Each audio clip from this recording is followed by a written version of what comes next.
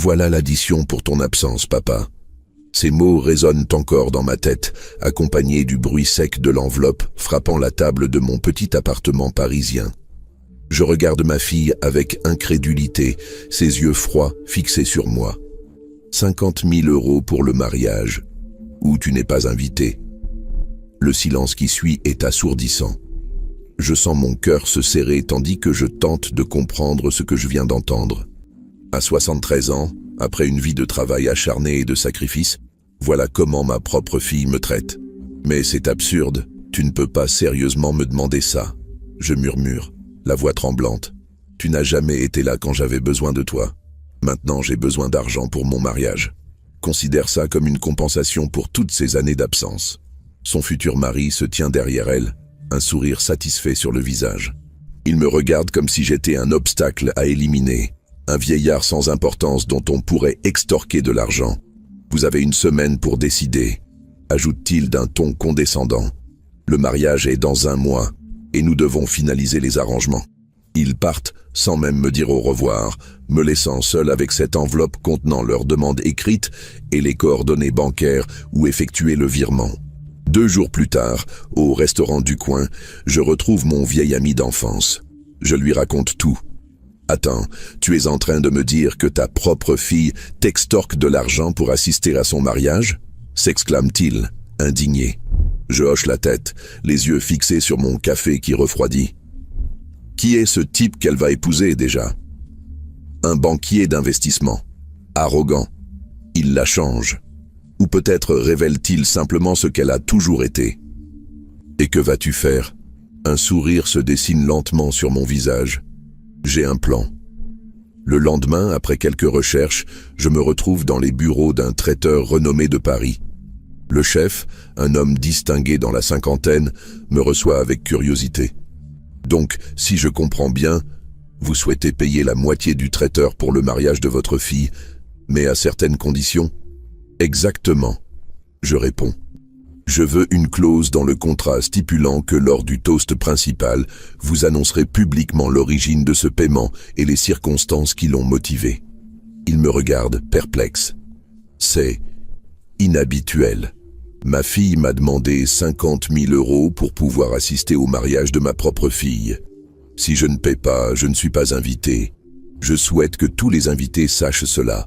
Son expression change, passant de la confusion à la compréhension, puis à l'indignation. C'est scandaleux.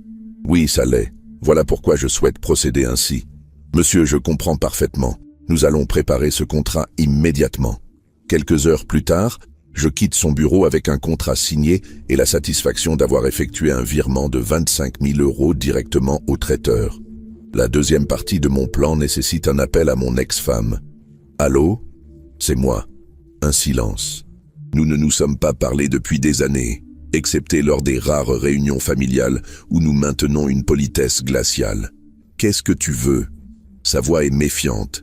C'est à propos du mariage de notre fille. Ah, elle t'a demandé de participer financièrement. Il était temps que tu prennes tes responsabilités. Je sens la colère monter en moi, mais je la contiens. Tu es au courant qu'elle me fait chanter pour que je puisse y assister? Quoi? Elle exige 50 000 €. Si je ne paie pas, je ne suis pas invité. Un silence s'installe à l'autre bout du fil. Je l'imagine en train d'assimiler cette information. C'est ridicule, dit-elle finalement. Elle ne ferait jamais ça. Elle l'a fait. Et son fiancé était avec elle quand elle est venue me l'annoncer. Je vais lui parler, promet-elle, la voix soudainement inquiète. Non, ne fais rien. J'ai déjà réglé la situation à ma façon. Qu'est-ce que tu as fait? Tu verras au mariage. Tu y seras, n'est-ce pas? Bien sûr que j'y serai, c'est ma fille. Parfait, ne manque surtout pas le toast du traiteur. Je raccroche avant qu'elle ne puisse me questionner davantage. Le jour suivant, je reçois un appel. C'est ma fille. Sa voix mielleuse trahit son intention. « Papa, je voulais prendre de tes nouvelles. As-tu réfléchi à notre discussion ?»« Oui, j'ai pris ma décision. » « Et alors ?» Je perçois l'avidité dans sa voix. J'ai effectué un virement de 25 000 €. Un silence. Puis, seulement la moitié. Ce n'était pas l'accord. L'autre moitié suivra après le mariage. Je mens. C'est tout ce que je peux faire pour l'instant. Elle hésite, puis soupire. D'accord. Je suppose que ça suffira pour que tu puisses venir. Merci de ta générosité. Je réponds, l'ironie à peine voilée. Je t'enverrai l'invitation officielle. Ne sois pas en retard. Après avoir raccroché, je me verse un verre de cognac et contemple les photos de famille accrochées au mur. Des images d'une époque plus heureuse quand ma fille était petite et que son sourire était sincère. Je me demande où j'ai échoué, ce que j'aurais pu faire différemment. Les regrets me submergent, mais je les chasse. Il est trop tard pour les remords, mais pas pour la justice. Les semaines passent et je reçois effectivement une invitation formelle. Je la place sur ma cheminée, un rappel constant de ce qui m'attend. Je choisis soigneusement mon costume, optant pour une élégance sobre mais indéniable. Je veux être à mon avantage pour ce jour particulier. La veille du mariage, le traiteur m'appelle pour confirmer nos arrangements. Tout est prêt, monsieur. Comme convenu, j'annoncerai votre contribution et ses circonstances lors du toast principal. Parfait. Je compte sur vous. Ne vous inquiétez pas, ce sera fait avec tact, mais la vérité sera dite. Le jour du mariage arrive enfin. L'église Saint-Germain-des-Prés est magnifiquement décorée, des fleurs blanches ornent chaque banc. Je m'assieds discrètement au fond, observant les invités qui arrivent. Beaucoup me regardent avec curiosité, le père distant, enfin présent pour sa fille. La cérémonie est belle, je dois l'admettre. Ma fille est radieuse dans sa robe blanche, son futur mari élégant dans son costume sur mesure. Je les observe échanger leurs vœux, promettant amour et fidélité. Je me demande si ces mots ont encore un sens pour eux, ou s'ils ne sont que des formalités à accomplir avant la grande fête. Après la cérémonie, nous nous dirigeons vers le lieu de réception, un château magnifique en périphérie de Paris. Les jardins sont impeccables, le champagne coule à flot et les invités s'extasient devant le luxe de l'événement. Je reste en retrait, échangeant quelques politesses avec des connaissances lointaines. Mon ex-femme m'évite soigneusement, bien qu'elle me jette régulièrement des regards interrogateurs. Elle se souvient sans doute de notre conversation téléphonique. Le moment du dîner approche. Les tables sont somptueusement dressées, chaque détail pensé pour impressionner. Je suis placé à une table éloignée de la table d'honneur, entouré de cousins éloignés qui ne me connaissent guère. Cela me convient parfaitement. Le repas commence, les plats se succèdent, chacun plus élaboré que le précédent. Le traiteur a fait un travail remarquable, je dois l'admettre. Les invités sont enchantés, les compliments fusent de toutes parts. Puis vient le moment que j'attends depuis des semaines. Le chef traiteur s'avance, microphone en main, pour le traditionnel toast. Ma fille et son mari sourient, inconscients de ce qui va suivre. Mesdames et messieurs, commence-t-il, j'aimerais porter un toast aux jeunes mariés. Les invités lèvent leurs verres. Avant cela, je tiens à remercier particulièrement une personne qui a rendu ce festin possible. Ma fille fronce les sourcils, visiblement surprise. Monsieur Franck, le père de la mariée, a généreusement contribué à hauteur de 25 000 € pour ce repas. Des murmures d'approbation parcourent l'assemblée. Ma fille se détend légèrement. Cependant, poursuit le chef, je me dois de vous expliquer les circonstances de cette générosité. Le silence tombe. Je vois ma fille se raidir, son mari lui murmurer quelque chose à l'oreille. Monsieur Franck m'a confié qu'il avait reçu un ultimatum de sa propre fille, payer 50 000 € ou ne pas être autorisé à assister au mariage de son enfant. Des hoquets de stupeur résonnent dans la salle. Les visages se tournent vers ma fille, puis vers moi. Face à cette situation, il a choisi de diriger la moitié de cette somme directement vers notre établissement, avec l'instruction spécifique que je vous révèle aujourd'hui cette information. Ma fille est livide, son mari fulmine. Je les observe calmement, sirotant mon champagne. En 30 ans de métier, je n'ai jamais été témoin d'une telle situation, conclut le chef. Mais je respecte profondément le courage de ce père. À votre santé, monsieur. Il lève son verre dans ma direction. Après un moment d'hésitation, plusieurs invités font de même. Ma fille se lève brusquement et quitte la salle, suivie par son mari. Les murmures s'intensifient, les regards oscillent entre la porte par laquelle ils sont sortis et moi. Mon ex-femme traverse la salle et s'assied à côté de moi. « C'était donc ça ton plan ?» murmure-t-elle. Elle voulait me faire payer pour être présent. J'ai simplement fait en sorte que tout le monde sache pourquoi je payais. Elle secoue la tête, mais je perçois dans ses yeux une lueur que je n'avais pas vue depuis longtemps. Du respect, peut-être. Tu as toujours eu un sens particulier de la justice, dit-elle finalement. Ce n'est pas de la justice, je réponds. C'est une leçon, on ne traite pas sa famille comme un distributeur automatique. La fête continue, étrangement. Les gens dansent, boivent, mangent, mais les conversations tournent toutes autour de l'incident. Je reste jusqu'à la fin, savourant chaque moment de cette victoire amère. Alors que je m'apprête à partir, un homme m'aborde. C'est le père du marié. Je voulais vous dire, je ne savais rien de tout ça, dit-il embarrassé. Mon fils n'a jamais mentionné cette demande. Je m'en doute, je réponds poliment. Je suis désolé que vous ayez dû vivre ça. Ce n'est pas comme ça qu'une famille devrait se comporter. Je hoche la tête, reconnaissant pour ces mots de compréhension. J'espère qu'ils apprendront de cette expérience, ajoute-t-il. Moi aussi, je réponds, bien que je n'y crois guère. Je rentre chez moi, seul, comme je suis venu. Mon appartement me semble plus vide que jamais. Je m'assieds dans mon fauteuil préféré, contemplant la nuit parisienne à travers ma fenêtre. J'ai gagné cette bataille, mais à quel prix? Ma relation avec ma fille, déjà fragile, est probablement brisée à jamais. Pourtant, je ne regrette rien.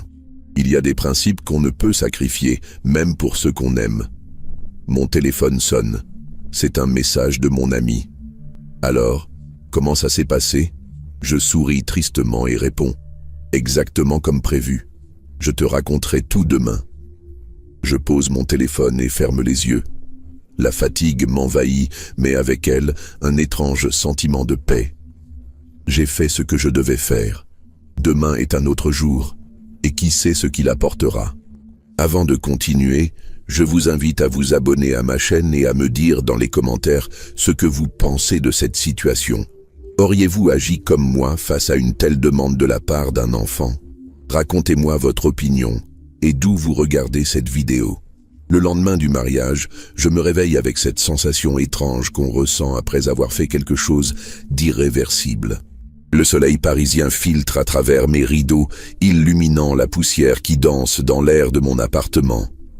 Je reste allongé un moment, rejouant les événements de la veille dans ma tête. Les visages choqués des invités, l'expression mortifiée de ma fille, la fureur à peine contenue de son nouveau mari, la surprise mêlée d'admiration dans les yeux de mon ex-femme. Tout cela tourbillonne dans mon esprit comme les feuilles d'automne emportées par le vent. Mon téléphone sonne, me tirant de mes réflexions. C'est mon ami de toujours. Alors, ce mariage, raconte-moi tout. Je m'assieds lentement sur le bord de mon lit, sentant chacun de mes 73 ans dans mes articulations qui protestent. C'était mémorable, je réponds en cherchant mes mots. Le traiteur a fait ce que tu lui avais demandé? À la lettre, tu aurais dû voir leur visage. On aurait dit qu'ils venaient d'avaler une huître avariée. Il rit, puis devient plus sérieux. Et comment te sens-tu maintenant? Cette question me prend au dépourvu. Comment je me sens? Je n'y ai pas vraiment réfléchi. Libéré, je dis finalement. Mais aussi triste. Je ne pensais pas que les choses en arriveraient là avec ma fille. Ce n'est pas toi qui as commencé cette histoire, tu sais? Peut-être, mais je l'ai certainement terminée de manière spectaculaire. Nous discutons encore quelques minutes avant de raccrocher. Il promet de passer me voir dans l'après-midi, m'apportant une bouteille de ce Saint-Émilion que nous apprécions tant. Je me prépare un café et m'installe à ma petite table près de la fenêtre, observant la vie qui s'agite en contrebas, les jeunes couples qui flânent main dans la main, les enfants qui courent après les pigeons, les personnes âgées qui profitent simplement d'être encore là. La vie continue, imperturbable, malgré nos petits drames personnels. Mon téléphone vibre, un message. de mon ex-femme, Iris. Nous devons parler. Café Marly à 11 heures? Je suis surpris. Nous n'avons pas eu de conversation civilisée depuis notre divorce, il y a plus de 15 ans.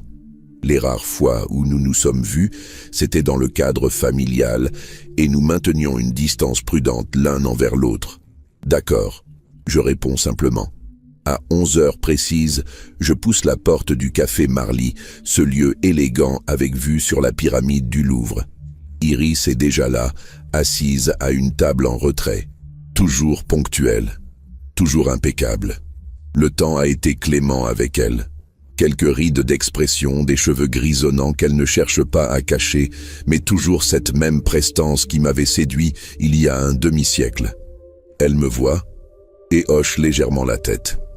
Je m'approche et m'assieds face à elle. « Tu as l'air en forme », dit-elle en guise de salutation. « Toi aussi », je réponds. Un serveur s'approche. Nous commandons 2 cafés.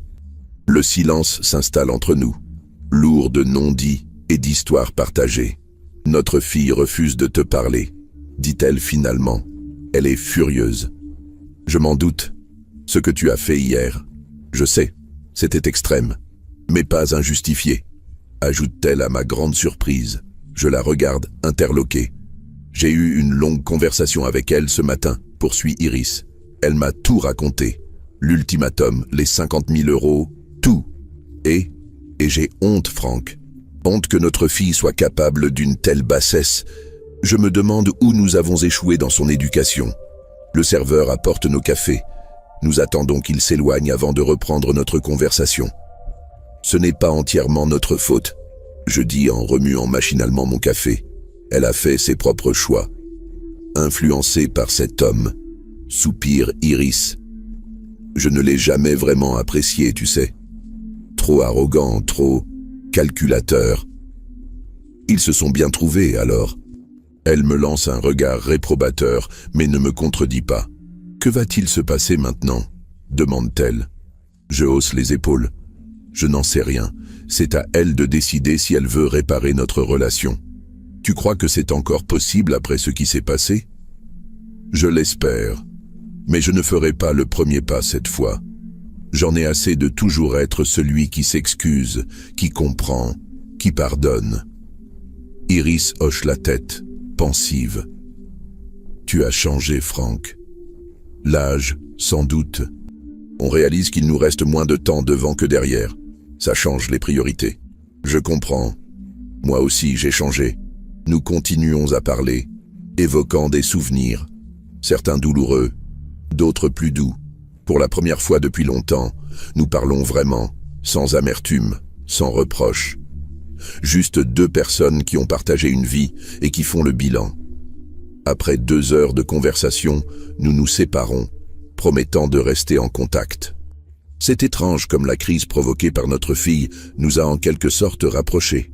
De retour chez moi, je reçois un message du père du marié. « Bonjour, pourrions-nous nous rencontrer? J'aimerais discuter de certaines choses avec vous. » Intrigué, j'accepte sa proposition. Nous convenons de nous retrouver le lendemain dans un petit bistrot près de chez moi.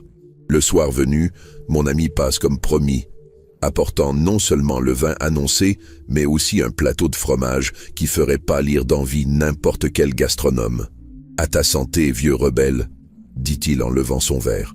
Nous trinquons, savourant ce moment de camaraderie simple et sincère.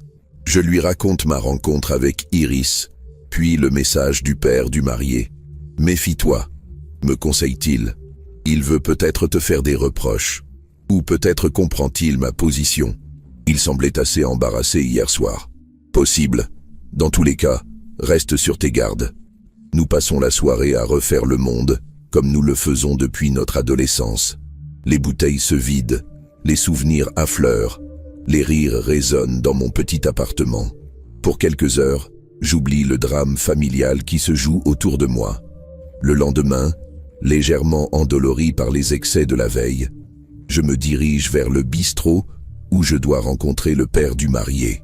Il est déjà là, assis à une table près de la fenêtre, l'air préoccupé. « Merci d'avoir accepté de me voir », dit-il en me serrant la main. « Je vous en prie. Que puis-je pour vous ?» Il hésite, cherchant visiblement ses mots. Je voulais d'abord m'excuser pour le comportement de mon fils. J'ai eu une longue discussion avec lui et, disons que j'ai appris des choses qui me déplaisent profondément. Je reste silencieux, l'encourageant à poursuivre. Apparemment, cette idée d'extorsion, pardon, je ne trouve pas d'autre mot, était principalement la sienne. Il aurait convaincu votre fille que c'était le moyen de, comment a-t-il dit, faire payer le vieux pour des années d'absence. La colère monte en moi, mais je la contiens. Et votre fille a accepté, continue-t-il. Mon fils prétend que oui, mais j'ai du mal à y croire. Qui ferait ça à son propre père? Ma fille a ses raisons de m'en vouloir. Je réponds lentement. Après mon divorce avec sa mère, je me suis éloigné. Pas physiquement, j'ai toujours payé la pension alimentaire, j'étais présent pour les événements importants, mais émotionnellement. J'étais là sans être vraiment là, si vous comprenez. Il hoche la tête. Je comprends. Mais de là à vous faire chanter pour assister à son mariage, c'est disproportionné. Je suis d'accord. C'est pourquoi j'ai réagi comme je l'ai fait. Il sourit faiblement. C'était assez spectaculaire. Les invités n'en parlent que de ça. Ce n'était pas mon intention de gâcher le mariage, je précise, juste de leur donner une leçon. La leçon a été reçue, croyez-moi. Mon fils est furieux, bien sûr, mais je pense qu'il a surtout honte. Quant à votre fille, oui, elle aussi entre la colère et les larmes, d'après ce que j'ai compris. Elle refuse de parler à quiconque sauf à mon fils et à sa mère. Cette information me pince le cœur malgré tout. Je n'aime pas savoir ma fille malheureuse, même si elle a provoqué cette situation. Que va-t-il se passer maintenant? Demande-t-il, faisant écho à la question d'Iris. Je n'en sais rien, je réponds honnêtement. C'est à eux de décider s'ils veulent réparer les choses. J'espère qu'ils le feront. Une famille brisée est toujours une tragédie. Nous continuons à discuter un moment, établissant une connexion inattendue. Cet homme et moi, liés par le mariage de nos enfants, nous découvrons plus de points communs que nous l'aurions imaginé. En quittant le bistrot, il me tend une carte de visite. Si vous avez besoin de quoi que ce soit, n'hésitez pas. Et si vous êtes d'accord, j'aimerais que nous restions en contact. J'apprécierais. Je réponds sincèrement. Les jours suivants s'écoulent dans un calme étrange. Pas de nouvelles de ma fille, ce qui n'est pas surprenant. Iris m'appelle régulièrement, me tenant informé de la situation. Le couple est parti en lune de miel aux Maldives, comme prévu. La vie semble avoir repris son cours normal, mais un matin, en consultant mes relevés bancaires, je remarque un virement entrant de 25 000 €. L'expéditeur, Mia et Hugo.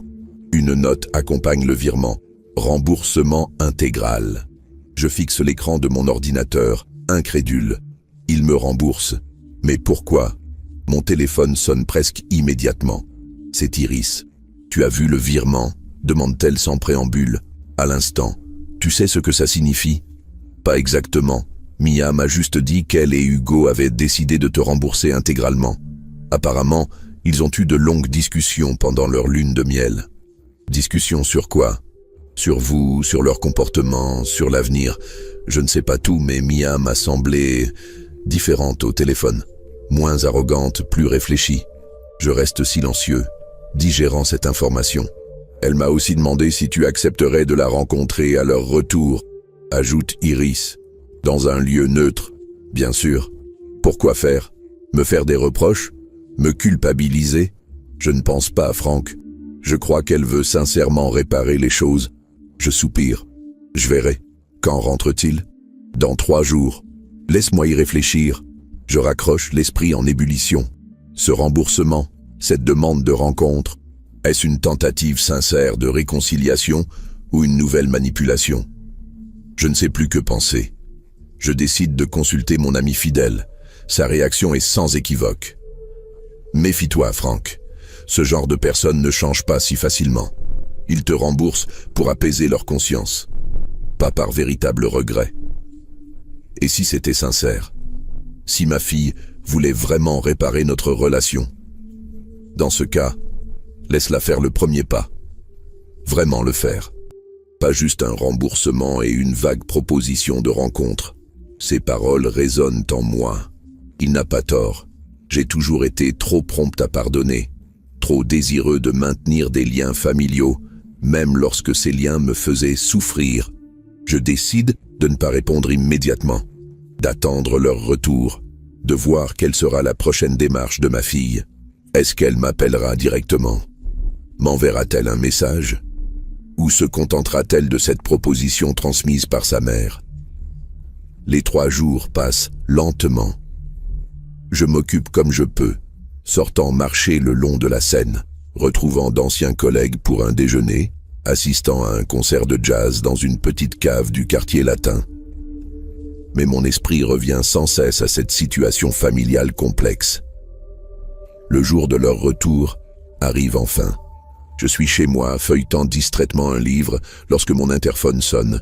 Je me lève, surpris. Je n'attends personne. « Oui, papa, c'est moi. Je peux monter ?» Ma fille, ici, sans prévenir. « Mia, tu es revenue ?»« Oui, ce matin. Je peux monter, s'il te plaît? Je suis seul. » J'hésite un instant, puis appuie sur le bouton pour déverrouiller la porte d'entrée. 5e étage, porte de gauche, je précise, bien qu'elle connaisse parfaitement l'adresse. Je raccroche l'interphone et regarde autour de moi. Mon appartement est modeste, mais bien rangé. Je n'ai pas besoin de m'inquiéter de ce qu'elle va penser. Et pourtant, je me sens soudain nerveux, comme un adolescent avant un rendez-vous. Quelques minutes plus tard, on frappe à ma porte. J'ouvre, et là se tient ma fille.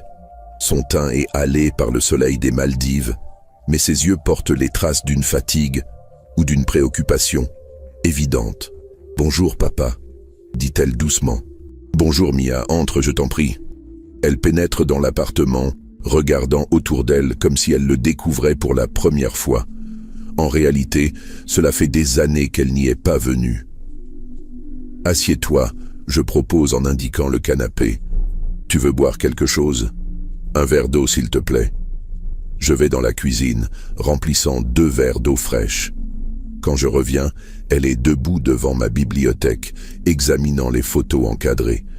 L'une d'elles la montre à l'âge de 6 ans, assise sur mes épaules au jardin du Luxembourg. « Je me souviens de ce jour-là », dit-elle sans se retourner. « Tu m'avais acheté une énorme barbe à papa, et maman était furieuse parce que j'ai taché ma robe neuve. » Elle n'était pas vraiment furieuse, je corrige doucement. Juste un peu exaspérée. Tu avais déjà taché 3 tenues cette semaine-là. Elle sourit faiblement et se tourne vers moi. Tu te souviens de ces détails? Je me souviens de beaucoup de choses, Mia. Contrairement à ce que tu sembles penser, j'étais présent. Peut-être pas toujours de la façon dont tu l'aurais souhaité, mais j'étais là. Elle prend le verre que je lui tends et s'assied sur le canapé. Je m'installe dans le fauteuil face à elle. Le silence s'étire entre nous, chargé d'émotions retenues et de mots non dits. « Je suis venu m'excuser », dit-elle finalement. « Ce que j'ai fait, ce que nous avons fait, Hugo et moi, c'était inexcusable. » Je reste silencieux, attendant la suite. « J'étais tellement en colère contre toi, poursuit-elle, depuis des années, pour le divorce, pour ton détachement après, pour tellement de choses. Et puis Hugo a suggéré cette idée absurde et j'ai pensé que c'était une façon de te faire payer, littéralement. » De me faire payer pourquoi exactement, Mia? Elle baisse les yeux, fixant son verre d'eau. Pour ne pas avoir été le père que j'aurais voulu que tu sois. Ces mots me frappent en plein cœur. Je prends une profonde respiration avant de répondre. J'ai fait des erreurs, Mia, beaucoup d'erreurs. Après le divorce, je me suis perdu dans mon travail, dans ma douleur. Je n'ai pas su comment être présent pour toi comme tu en avais besoin. Je le regrette profondément. Mais ce que tu as fait, je sais, coupe-t-elle. C'était cruel et mesquin. J'en ai pris conscience pendant notre lune de miel. Hugo aussi d'ailleurs. Son père lui a passé un sacré savon après le mariage. J'ai rencontré ton beau-père, je révèle. Un homme bien. Oui, il l'est. Il nous a fait comprendre à quel point notre comportement était honteux. Elle marque une pause, puis ajoute « Ce que tu as fait au mariage, c'était humiliant. C'était mon intention, j'admets sans détour. Je le méritais, dit-elle à ma grande surprise. Nous le méritions, tous les deux. Ce n'était pas agréable, mais ça nous a fait réfléchir, vraiment réfléchir. Des larmes brillent dans ses yeux. Je résiste à l'envie de me lever pour la consoler. Pas encore. Nous avons des choses à résoudre d'abord. Je t'ai remboursé, dit-elle en essuyant une larme. Mais je sais que l'argent ne répare pas tout. Je voulais te voir en personne, te dire que je suis sincèrement désolé et que j'aimerais qu'on essaie de reconstruire quelque chose, si tu veux bien. Je la regarde longuement, cherchant dans son visage les traces de la petite fille qu'elle était autrefois. Cet enfant qui courait vers moi à la sortie de l'école, qui s'endormait sur mes genoux pendant que je lui lisais des histoires, qui me dessinait des cœurs pour la fête des pères. Ce ne sera pas facile, je dis finalement. Nous avons tous les deux des blessures, des ressentiments. Je sais, mais j'aimerais essayer. Vraiment essayer. Je hoche la tête, sentant quelque chose se dénouer en moi. Pas le pardon complet, pas encore, mais un début d'acceptation.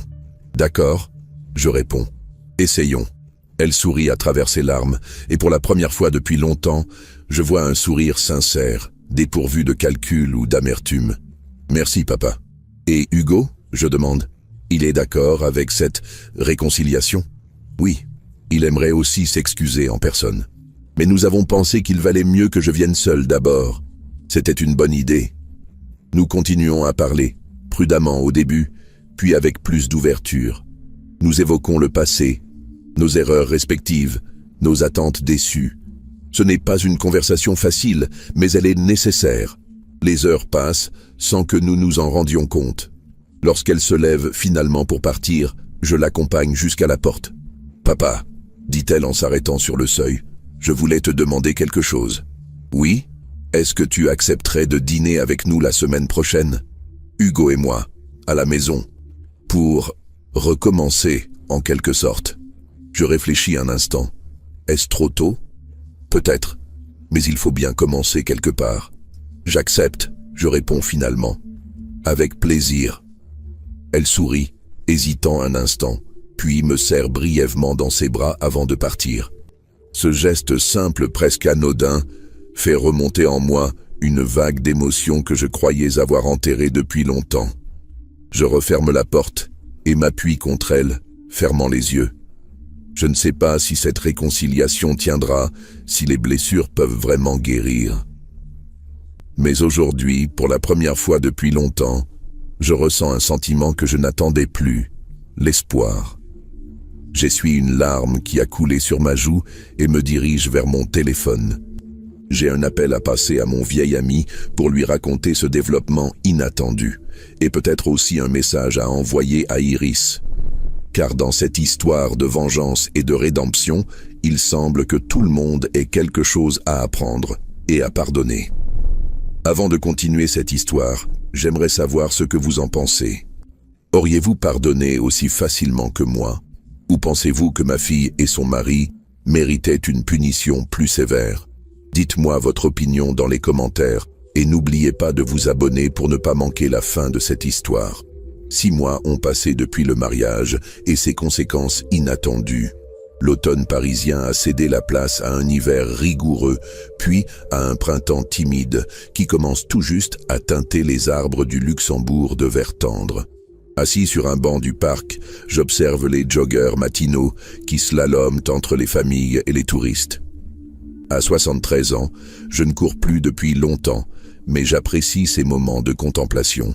Mon téléphone vibre dans ma poche. Un message de Mia. N'oublie pas, 19h chez nous. Importante nouvelle à partager. Besoin de toi. Je souris en lisant ces mots. Besoin de toi. Qui aurait cru, il y a 6 mois, que ma fille prononcerait à nouveau ces mots?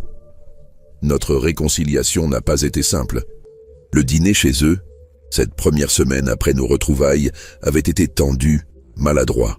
Hugo s'était excusé, mais je sentais bien que sa contrition n'était pas aussi sincère que celle de Mia. Il faisait des efforts pour elle, pas pour moi. Je pouvais l'accepter. Les semaines suivantes avaient été marquées par de petits pas. Un café ensemble par-ci, un appel téléphonique par-là. Nous réapprenions à nous connaître, prudemment, comme deux étrangers, partageant un passé commun mais douloureux. Et puis, progressivement, quelque chose avait changé. Les conversations étaient devenues plus naturelles, les silences moins pesants. Mia m'avait parlé de son travail, de ses projets, de ses doutes aussi. Je lui avais raconté ma vie, mes regrets, mes espoirs. Nous avions même ri ensemble, un rire franc, sans arrière-pensée. C'était peut-être ça, le véritable tournant. Hugo, de son côté, avait évolué également. Sa froideur initiale s'était peu à peu dissipée, surtout après que son père et moi ayons développé une amitié inattendue. Nous n'étions pas devenus les meilleurs amis du monde, Hugo et moi, mais un respect mutuel s'était installé. Je me lève de mon banc, décidant de rentrer chez moi pour me préparer pour le dîner. En chemin, je m'arrête chez un fleuriste pour acheter un bouquet, pas trop ostentatoire, juste quelques fleurs de saison pour égayer leur table. Mon téléphone sonne à nouveau. Cette fois, c'est Iris. « Tu es au courant ?» demande-t-elle sans préambule. « Au courant de quoi ?»« Pour ce soir, la nouvelle. »« Non, Mia m'a juste dit qu'ils avaient quelque chose d'important à nous annoncer. » Un silence à l'autre bout du fil, puis un petit rire. « Quoi ?» Je m'impatiente. « Tu sais ce que c'est ?»« Je crois que oui, mais je préfère les laisser te l'annoncer. Tu verras. Tu seras là ce soir ?» Bien sûr, ils nous ont invités tous les deux. C'était une autre évolution surprenante de ces derniers mois. Iris et moi avions renoué une relation cordiale, presque amicale. Nous n'évoquions que rarement notre passé tumultueux, préférant nous concentrer sur le présent et notre intérêt commun, le bonheur de notre fille. À ce soir alors, je conclus avant de raccrocher. De retour chez moi, je prends le temps de me préparer soigneusement. Je choisis une chemise bleue qu'Iris m'avait offerte pour mon anniversaire, un geste qui m'avait touché plus que je ne voulais l'admettre. Je vérifie mon reflet dans le miroir. Mes cheveux gris sont proprement coiffés, ma barbe taillée. L'image qui me renvoie le miroir est celle d'un vieil homme, certes, mais un vieil homme digne, qui a traversé les tempêtes de la vie sans s'y noyer. À 18h30, je quitte mon appartement. Je pourrais prendre le métro, mais je préfère marcher un peu puis appeler un taxi.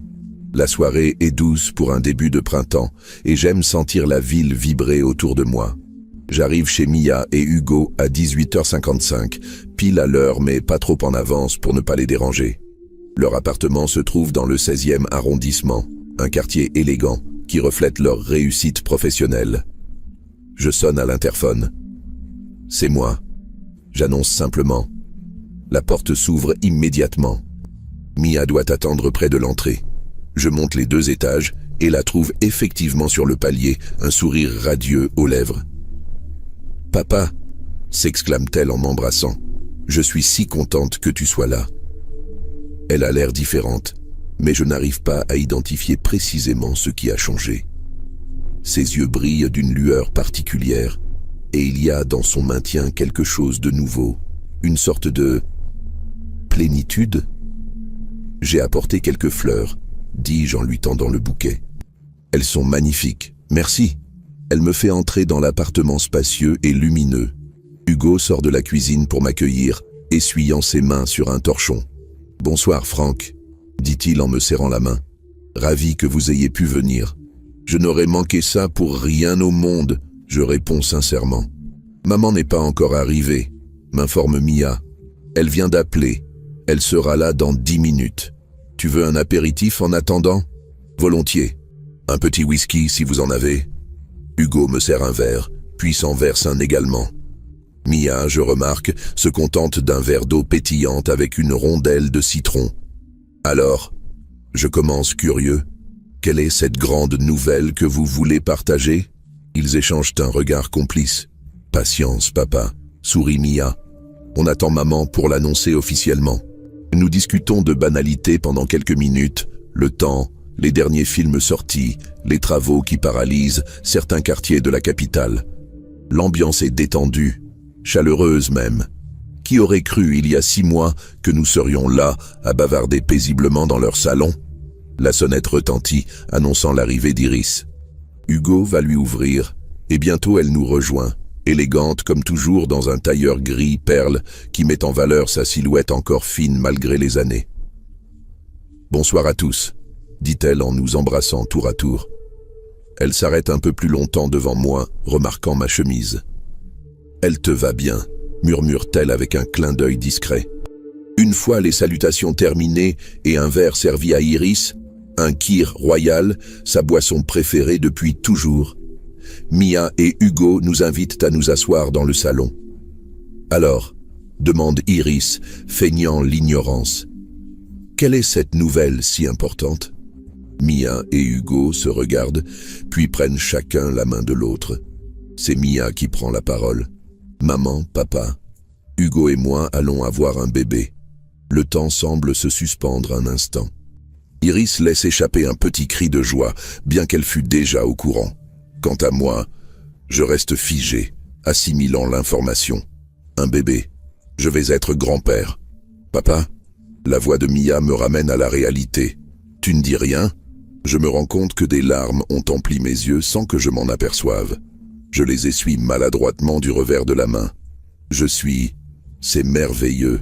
Je parviens finalement à articuler. Félicitations à vous deux. Mia se lève et vient m'enlacer. Je sens son parfum, le même que celui que sa mère portait autrefois. Et cette familiarité me bouleverse davantage encore. Je suis tellement heureuse que tu fasses partie de ça, papa, murmure-t-elle à mon oreille. J'avais peur que notre dispute au mariage ne nous sépare définitivement. J'avais peur de perdre mon père, juste au moment où j'allais devenir mère. Ces mots touchent une corde sensible en moi. Combien de fois, au cours de ces derniers mois, ai-je pensé à la fragilité des liens familiaux, à la facilité avec laquelle ils peuvent se briser, mais aussi à la force extraordinaire qui peut les souder à nouveau. Tu ne me perdras plus jamais, je promets, la gorge serrée. Nous nous séparons, tous deux émus. Hugo s'approche et pose une main sur mon épaule. Un geste simple mais significatif. Nous espérons que vous serez tous les deux très présents dans la vie de notre enfant, dit-il en regardant alternativement Iris et moi. Vous pouvez compter sur nous, répond Iris avec assurance. La soirée se poursuit dans une atmosphère de joie et d'anticipation. Mia nous annonce qu'elle est enceinte de 3 mois et que tout se passe bien. Ils ne veulent pas connaître le sexe du bébé avant la naissance. Une des rares surprises que la vie nous réserve encore, plaisante Hugo. Nous passons à table, où Hugo a préparé un délicieux dîner. Même Iris, qui n'a jamais été facile à satisfaire en matière de cuisine, le complimente sincèrement. La conversation coule naturellement, passant des préparatifs pour l'arrivée du bébé à nos souvenirs de la petite enfance de Mia. « Te souviens-tu » demande Iris en me regardant. Comment elle refusait catégoriquement de porter autre chose que du rouge pendant presque toute sa 3e année? Je ris, me rappelant parfaitement cette période.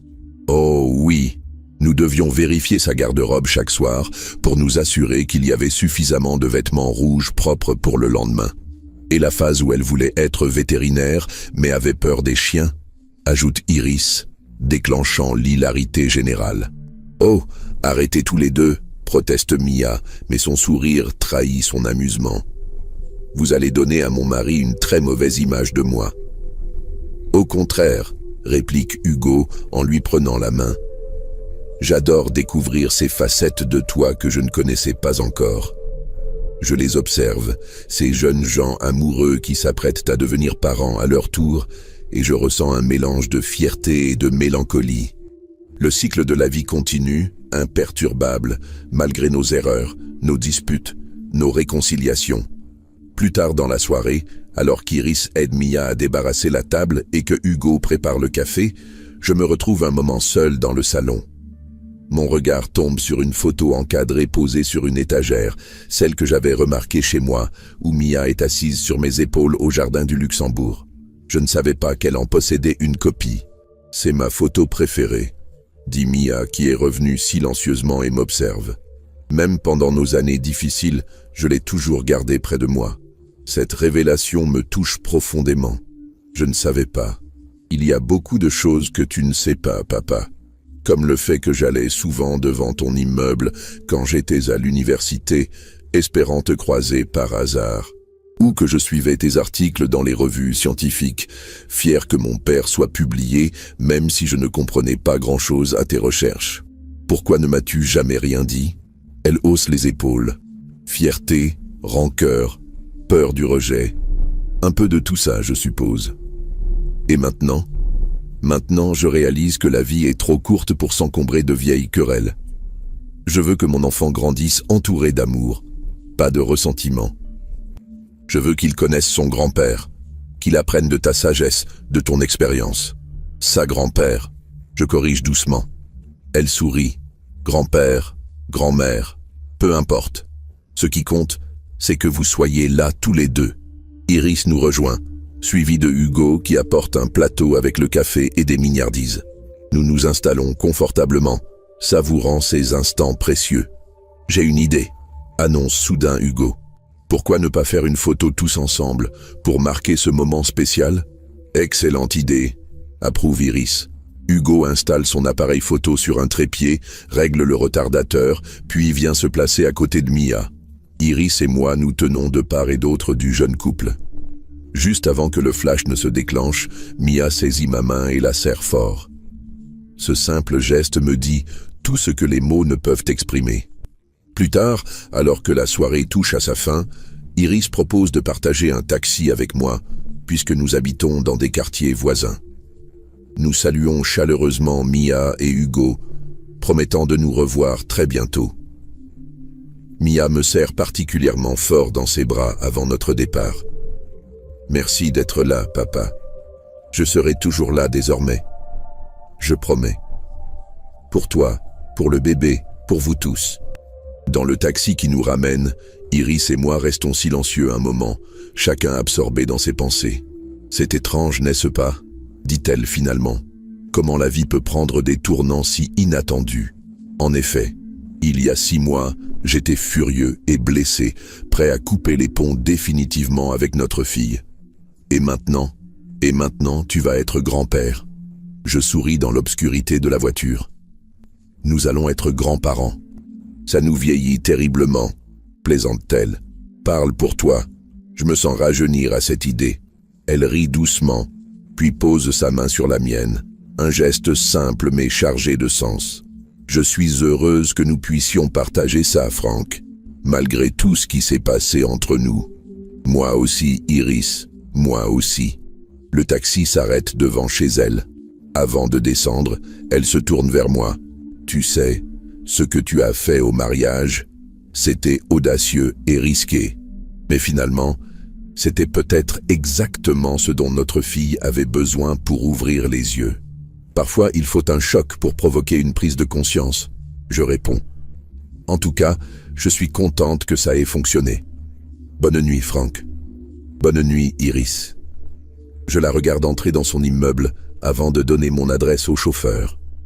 Pendant le reste du trajet, je repense à tout ce chemin parcouru depuis ce jour fatidique où ma fille est venue me présenter son ultimatum. Qui aurait pu prédire que cette blessure profonde se transformerait en une chance de reconstruction? De retour chez moi, je m'installe dans mon fauteuil préféré près de la fenêtre.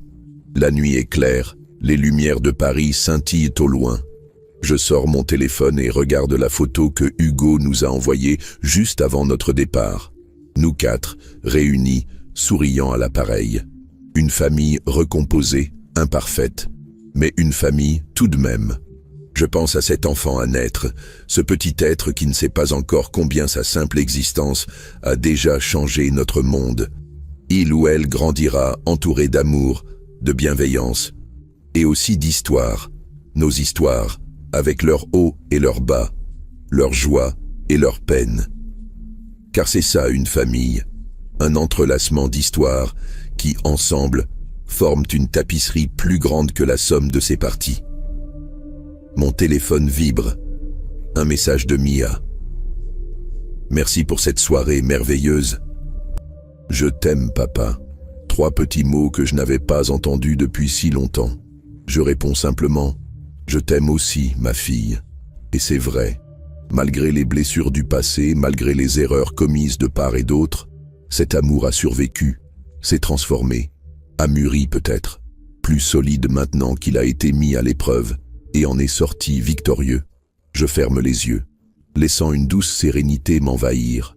La vie continue son cours, avec ses surprises, ses défis, ses moments de grâce. Et moi, Franck, 73 ans, je me prépare à en écrire un nouveau chapitre, celui de grand-père. Demain, j'irai acheter des livres sur les bébés. Je me renseignerai sur les dernières recommandations en matière de puériculture. Je commencerai peut-être même à réfléchir à comment aménager un coin pour enfants dans mon appartement. Car je veux être prêt, être présent, être là. Cette fois, je ne laisserai pas passer ma chance. Cette fois, je serai le père, le grand-père que ma fille mérite, que ce futur enfant mérite.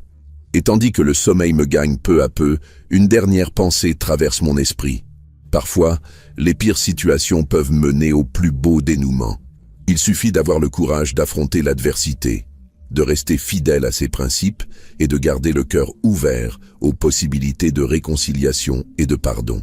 Car au fond, n'est-ce pas ce que signifie vraiment être une famille? Je vous remercie du fond du cœur d'avoir suivi cette histoire jusqu'au bout. Elle me touche particulièrement, car elle montre comment, même après les pires disputes, la réconciliation est possible quand on est prêt à faire les efforts nécessaires. Si cette histoire vous a ému, n'hésitez pas à vous abonner à ma chaîne pour d'autres récits de vie qui peuvent résonner avec vos propres expériences. Partagez aussi dans les commentaires vos histoires de réconciliation familiale. J'aimerais vraiment les lire. Merci encore de votre fidélité et à très bientôt pour une nouvelle histoire.